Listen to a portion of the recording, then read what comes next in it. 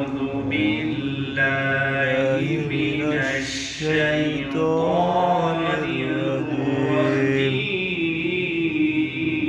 الرجيم بسم الله الرحمن الرحيم الذين يكنزون الذهب والفضة ولا ينفقون في سبيل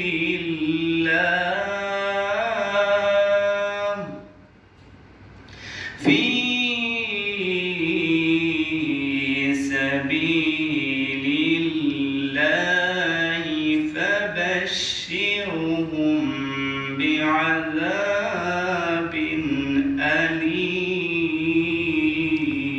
أليم إن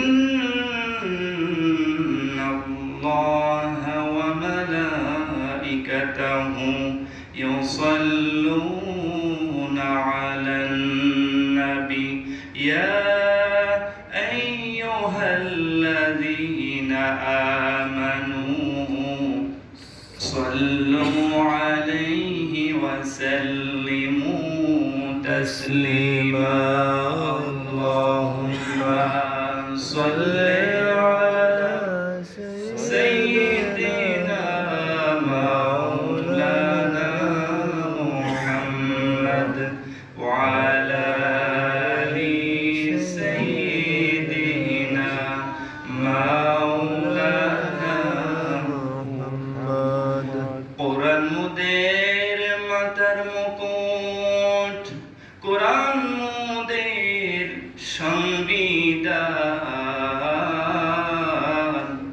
কোরআন হাদিস না মানিলে যেতে হবে জাহান্নাম আল্লাহুম্মা সাল্লি আলা সাইয়্যিদিনা মাওলানা মুহাম্মদ ওয়া আলা আলি সাইয়্যিদিনা মাওলানা মুহাম্মদ ফুল যুগান্তরে খুশবু ছড়াই যে ফুল যুগান্তরে খুশবু ছড়াই এঁকেছি সে ফুল মোরা এঁকেছি সে ফুল মোরা মনেরই কাবা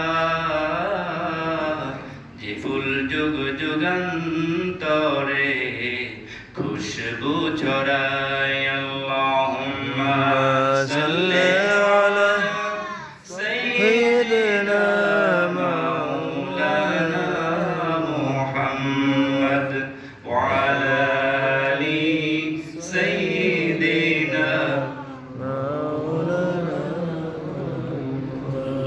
লা ইলাহা ইল্লাল্লাহ জোরে লা ইলাহা ইল্লাল্লাহ লা ইলাহা ইল্লাল্লাহ লা ইলাহা ইল্লাল্লাহ আল্লাহ নামের জিকির করবে যারা আল্লাহর কাছে প্রিয় তারা আল্লাহর কাছে প্রিয় যারা জান্নাতে প্রবেশ করবে তারা লা ইলাহা ইল্লাল্লাহ লা ইলাহা ইল্লাল্লাহ লা ইলাহা ইল্লাল্লাহ মুহাম্মাদুর রাসূলুল্লাহ পড়েন সাল্লাল্লাহু আলাইহি ওয়াসাল্লাম আল্লাহ রাব্বুল আলামিনের দরবারে লাখ কোটি শুকরিয়া আদায় করছি মহান মুনিব সুস্থ রেখে মহান মনিবের কুদরতি কদমে সেজদা দেওয়ার জন্য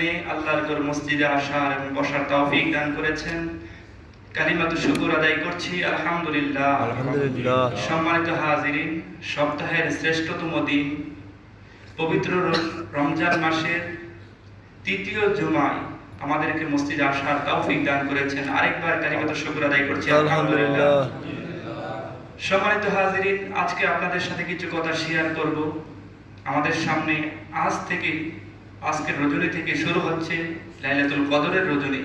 লাইলাতুল কদরের কিছু ফজিলত নিয়ে কথা বলবো। আরেকটা বিষয় শেয়ার করতে চাই, সেটা হচ্ছে আমাদের মধ্যে অনেকের উপর যাকাত ফরজ হয়েছে। কতটুকু সম্পদ থাকলে যাকাত দিতে হয়, যাকাতের ফজিলত বা গুরুত্ব কি, এই বিষয়ে কিছু কথা আমি আপনাদের সাথে শেয়ার করতে চাই। ইসলামের 5টা স্তম্ভের উপর ইসলামটা প্রতিষ্ঠিত হয়েছে: কালিমা, নামাজ, রোজা, হজ, যাকাত। তার মধ্য থেকে অন্যতম হলো যাকাত। এটা বছরে 1 বছর যদি নেশাব পরিমাণ সম্পদ আপনার থাকে, তখনই আপনার উপর যাকাত ফরজ হবে। এছাড়া কিন্তু যাকাত ফরজ হবে না। অনেকের 1 কোটি টাকা থাকতে পারে, কিন্তু 1 বছর তার মধ্যে অবস্থান করেনি, হাউল অতিক্রম করেনি, না করার কারণে আপনার কিন্তু যাকাত ফরজ হবে না। অনেকে দেখা যায় কোটি টাকার মালিক হয়েছে, আবার 6 মাস পরে তার ব্যবসা 10 নেমেছে, অনেক ঋণগ্রস্ত হয়ে গিয়েছে, তার উপর কিন্তু যাকাত ফরজ হবে না। কিন্তু যাকাতের ব্যাপারে যাকাতের গুরুত্ব যে কত বেশি, যারা যাকাত আদায় করে না তাদের ব্যাপারে আল্লাহ রাব্বুল আলামিন কোরআনুল কারীমে কঠিন হুঁশিয়ারি সংকেত প্রদান করেছেন। এজন্য কার উপর যাকাত ফরজ হয়েছে আপনি নিজে জানেন, আপনারটা কিন্তু আরেকজন জানবে না। আমার উপর যাকাত ফরজ হয়েছে কিনা আমি জানবো। আপনার যাকাতের টাকা আপনি নিজে হিসাব করতে হবে পুঙ্খানুপুঙ্খানুভাবে। অনেকেই আছে যে মানুষে জানবে এই সম্পদগুলো আমার আছে, এগুলো হিসাব করে যাকাত দেওয়ার চেষ্টা করে। বিষয়টা এরকম নয়। আপনার জিপিএফ, ডিপিএস, ব্যাংক ব্যালেন্সে যা কিছু, কারেন্ট অ্যাকাউন্টে যা আছে, বা আপনার ঘরের মধ্যে সংরক্ষিত যা আছে, আপনার স্বর্ণরূপা যা আছে, সবগুলোকে একসাথে করেন। এখন ডিজিটাল যুগের মধ্যে ডিজিটাল সফটওয়্যার চালু হয়েছে। আপনি একটা সফটওয়্যার, যাকাতের সফটওয়্যার ডাউনলোড দেন। ডাউনলোড দেওয়ার পর আপনার কি কি সম্পদ আছে, কি কি ব্যবসা আছে, কি কি পশু পাখি আছে, কি কি সম্পদ আছে, সবগুলা সম্পদের এক পাশে আপনি চিহ্নিত করেন। আর ঋণ থাকলে আপনি চিহ্নিত করেন, করার পর মাইনাস হয়ে যাবে। হওয়ার পর যদি আপনার হাউল 7.5 ভরি স্বর্ণ অথবা 52.5 ভরি রূপার সমপরিমাণ সম্পদ আপনার 1 বছর অতিক্রম করে, আপনার পর যাকাত ফরজ হয়ে যাবে। জোরে বলেন সুবহানাল্লাহ। এই পরিমাণ সম্পদ ফরজ হওয়ার পর যদি আপনি যাকাত প্রদান না করেন, আল্লাহ রাব্বুল আলামিন কুরআনুল কারীমে 9 নম্বর সূরা সূরাতুত তাওবা এর 34 নম্বর আয়াতের অংশের মধ্যে আল্লাহ বলে দিয়েছেন, আল্লাযীনা ইয়াকনিজুনাজ যাহাবা ওয়াল ফিদ্দা ওয়া লা ইউনফিকুনাহা ফী সাবিলিল্লাহ ফাবাশশিরহুম বিআযাবিন আলীম। আল্লাহ রাব্বুল আলামিন বলেন, যাদেরকে আমি সম্পদ দিয়েছি, স্বর্ণ রূপ দিয়েছি, ধন সম্পদ দিয়েছি, সেই সম্পদগুলোকে তারা পুঞ্জীভূত করে রাখে, ব্যাংক ব্যালেন্স করে রাখে, জমা করে রাখে, সংরক্ষণ করে রাখে, কিন্তু এই সম্পদগুলোর হক আদায় করে না। এই সম্পদগুলোকে আল্লাহ রাব্বুল আলামিনের পথে ব্যয় করে না। তাদেরকে ফাবাশিরহুম, হ্যাঁ নবী আপনি তাদেরকে সুসংবাদ প্রদান করে দিন, আযাবিন আলীম, যন্ত্রণাদায়ক শাস্তির তাদেরকে সুসংবাদ আপনি প্রদান করে দিন। জোরে বলেন নাউযুবিল্লাহ। এখন আপনারা বলেন, শাস্তি যখন কোনো মানুষের উপর আসে, এটাকে সুসংবাদ হয় না দুঃসংবাদ হয়? দুঃসংবাদ। কথা বলেন, কি সংবাদ? দুঃসংবাদ। দুঃসংবাদ। কিন্তু আল্লাহ তো বলেন ফাবাশশিরহুম, তাদেরকে আপনি সুসংবাদ দিন। এই সুসংবাদ দ্বারা আল্লাহ বোঝাতে চেয়েছেন, যেমন ফর এক্সাম্পল, যে আপনার ছেলে পরীক্ষা দিয়েছে, এসএসসি পরীক্ষা দিয়েছে, ইংরেজিতে ফেল করেছে, তার মার কাছে এসে বলে, মা জিজ্ঞেস করে, বাবা তোমার রেজাল্ট কি হয়েছে?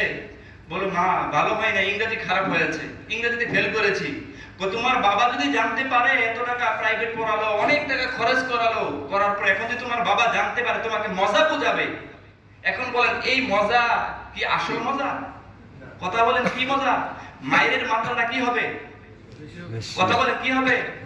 এজন্য আল্লাহ রাব্বুল আলামিন যারা সম্পদ জমা করেন, সম্পদের হক আদায় করে না, তার সম্পদগুলোকে পবিত্র করে না, আপনার সম্পদের মধ্যে গরিবের হক রয়েছে, সেই হকগুলো পরিশোধ না করার কারণে আল্লাহ রাব্বুল আলামিন জানিয়ে দিলেন, হে বিশ্ব নবী আপনি তাদেরকে জানিয়ে দিন, তাদেরকে সুসংবাদ দিয়ে দিন, তাদের জন্য যন্ত্রণাদায়ক শাস্তির ব্যবস্থা রেখে দিয়েছেন কে? আল্লাহ তাদের জন্য কঠিন থেকে কঠিনতর শাস্তির ব্যবস্থা করে রেখে দিয়েছেন। এই সম্পদগুলো মনে করছি আমার, না, এই সম্পদগুলোর মধ্যে গরিবের হক রয়েছে, সেই হক পরিশোধ করার মাধ্যমে আপনার সম্পদকে আপনি বৃদ্ধি করবেন, আপনি পূত পবিত্র করবেন। জোরে বলেন আল্লাহু আকবার। যাকাত শব্দের অর্থ হচ্ছে দুইটা, জোরে বলেন কয়টা? একটা হচ্ছে যাকাত দিলে সম্পদ বাড়ে, জিয়াদা বাড়ে, আরেকটা হচ্ছে যাকাত দিলে সম্পদ পবিত্র হয়, তাহারা মানে পবিত্র হয়। এই দুইটা কথা বলা হয়েছে। এজন্য আপনার সম্পদকে যদি পৌত পবিত্র করতে চান, আপনার সম্পদকে যদি বাড়াতে চান, তাহলে আপনাকে যাকাত দিতে হবে। আর যাকাত যদি দেন তাহলে এই শাস্তির অন্তর্ভুক্ত আপনি হবেন না। এজন্য যাকাত যাদের উপর ফরজ হয়েছে, আপনি হিসাব করে করে, এখন বাংলাদেশে দোকানপাটে খবর নিতে হবে স্বর্ণের বর্তমান রেট কত, রূপের বর্তমান মূল্য কত আছে, সেই অনুপাতে আপনার সম্পদগুলো হিসাব করেন। অনেকেই বলেন আমার এমুক আছে, এই আছে, সেই আছে, আমার বিজনেস আছে, আমার ব্যবসা আছে, সবগুলাকে আপনি একত্র করেন, করে হিসাব করে যাকাতের যদি উপযুক্ত হয় সেই সম্পদগুলো গরিবের হক দিয়ে দেন, আপনার সম্পদকে পবিত্র করেন, আপনি আপনার সম্পদকে বৃদ্ধি করেন। এর মাধ্যমে আল্লাহ পাক রব্বুল আলামিন আপনার সম্পদের মধ্যে বরকত দিয়ে দিবেন। জোরে বলেন সুবহানাল্লাহ। আপনি মনে করছেন শতে 2.5 টাকা দিলে 100 টাকা থেকে 2.5 টাকা কমে গেল, 1 লক্ষ টাকা থেকে 2.5 টাকা কমে গেল, আপনার সম্পদ কমে যাবে। বিষয়টা কিন্তু এরকম নয়। আমাদেরকে আল্লাহ রাব্বুল আলামিন জ্ঞান দিয়েছেন খুবই কম, ইল্লা কলিলা, শুধু তীক্ষ্ণ জ্ঞান আমাদেরকে, ক্ষুদ্র জ্ঞান আল্লাহ পাক আমাদেরকে দিয়েছেন। এই ক্ষুদ্র জ্ঞান দিয়ে আপনি কল্পনা করতে পারবেন না। দেখা গিয়েছে অনেকের কোটি কোটি টাকা, কিন্তু সেই টাকার হক আদায় করে না, না করার দ্বারা তাকে আল্লাহ পাক এমন একটা কঠিন পরীক্ষার মধ্যে ফেলে দিয়েছেন, কোটি কোটি বিলিয়ন ট্রিলিয়ন টাকা তার চলে যায়, তারপরও সে কাজ হয় না। এরকম আছে না নাই বলেন? আবার অনেকের আছে অল্প টাকা, 50,000 টাকা জায়গা কিনেছিল, আজকে সেই 50,000 টাকার জায়গা বরকত দিয়েছেন আল্লাহ, 50 লক্ষ টাকার মালিক হয়ে গিয়েছেন। আছে না নাই বলেন? আল্লাহ কোন দিক দিয়ে যে আপনাকে বাড়িয়ে দিবেন, কোন দিক দিয়ে আপনাকে প্রভুভূত পবিত্র করে ফেলবেন, আপনি কল্পনাও করতে।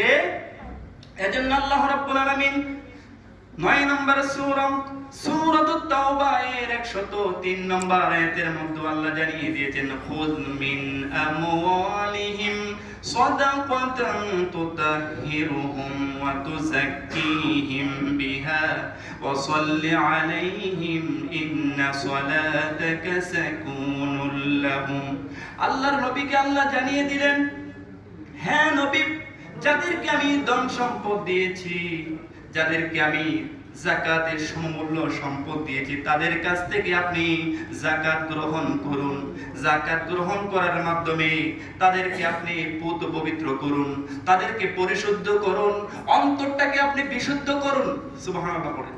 দেখছেন, যাকাত আদায় করার কথা আল্লাহ পাক সুন্দর করে বলে দিয়েছেন। হ্যাঁ নবী, আপনি ধনীদের থেকে যাকাত গ্রহণ করুন, তাদেরকে পূত পবিত্র করুন, তাদের অন্তরটাকে পরিশুদ্ধ করুন। জোরে বলুন আল্লাহু আকবার।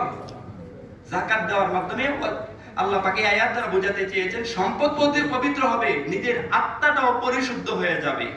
আর তারপর আপনি তাদের ওয়াসাল্লি আলাইহিম, তাদের জন্য দোয়া করুন, আর এই দোয়া দ্বারা তারা আত্মার মধ্যে প্রশান্তি লাভ করবে। জোরে বলেন সুবহানাল্লাহ। আমরা মনে করেছি যাকাত দিলে সম্পদ কমে যায়, অনেকের কোটি কোটি টাকা আছে কিন্তু সেই টাকা ভোগ করতে পারছে না, তাহলে সেই টাকা কিন্তু তার জন্য কি হয় নাই? কল্যাণকর হয় নাই। এই টাকা অনেকের আছে বিপদের কারণ হয়ে গিয়েছে। একজন মানুষ চলার জন্য কত টাকার প্রয়োজন? আপনি আনন্দে খুশিতে দিন অতিবাহিত করছেন, দিন যাপন করছেন, কিন্তু আপনার পাড়া প্রতিবেশী কষ্টে দিন অতিবাহিত করছে। আপনার হক রয়েছে। এজন্য নামাজের যত নির্দেশ দেওয়া হয়েছে তার চাইতে আরো বেশি নির্দেশ দেওয়া হয়েছে যাকাতের কথা, আল্লাহর পথে ব্যয় করার কথা আল্লাহ বেশি বেশি বলে দিয়েছেন। জোরে বলুন সুবহানাল্লাহ। আমরা মনে করছি নামাজ পড়ো, নামাজ পড়ো, কিন্তু নামাজ পড়লে ঠিক হয়ে যাব, বিষয়টা এরকম নয়। আকিমুস সালাত ওয়া আতুজ যাকাত, এইভাবে প্রত্যেকটা নির্দেশ আল্লাহ পাক দিয়ে দিয়েছেন। যেখানে নামাজ আছে সেখানে আল্লাহর পথে ব্যয়ের কথা আছে না নাই বলেন? আছে। আবার হাদিস শরীফের মধ্যে এসেছে 5 শ্রেণীর মানুষের জন্য জান্নাত আসক্ত হয়ে থাকে। আমাদের যেমন প্রধান অতিথি যখন কোনো অনুষ্ঠানের মধ্যে আসবে, আমরা যারা এখানে উপস্থিত আছি প্রত্যেকে অপেক্ষা থাকি কখন আসবে প্রধান অতিথি, তার বক্তব্য শুনবো, তাকে দেখবো, এই আক্ষেপ করে থাকি। কিন্তু আপনি যদি এই 5 শ্রেণীর অন্তর্ভুক্ত হতে পারেন, জান্নাত আপনার জন্য আক্ষেপ করতে থাকবে, আফসোস করতে থাকবে, এই লোকটা এখনো জান্নাতের মধ্যে আসে না কেন? সুবহানাল্লাহ পড়ে। দেখছেন, তালিয়াল কোরআন, নাম্বার 1 তালিয়াল কোরআন, যারা এই কোরআনকে মহব্বত করে, কোরআনকে তেলাওয়াত করে, এই লোকটার জন্য জান্নাত আক্ষেপ করবে যে এই লোকটা জান্নাতের মধ্যে আসছে না কেন। হাফিজুল লিসান, যারা এই মুখটাকে কি রাখে, নিয়ন্ত্রণ রাখে, অযথা অনর্থক কথা বলে না। দেখছেন এই গুণগুলো দেখেন আমাদের মধ্যে সবচেয়ে বেশি, বেশি কথা বলি, বেশি খাই, বেশি ঘুমাই, এই গুণ আমাদের মধ্যে আছে না নাই বলেন? অথচ আল্লাহর ভালো ভালো ব্যক্তি যারা হয়েছেন, আল্লাহর বুজুর্গান যারা হয়েছেন, আল্লাহর মুকাররবিন বান্দা যারা হয়েছেন, তারা কম কথা বলতেন, কম খেতেন, কম ঘুমাতেন, এই বৈশিষ্ট্য ছিল তাদের।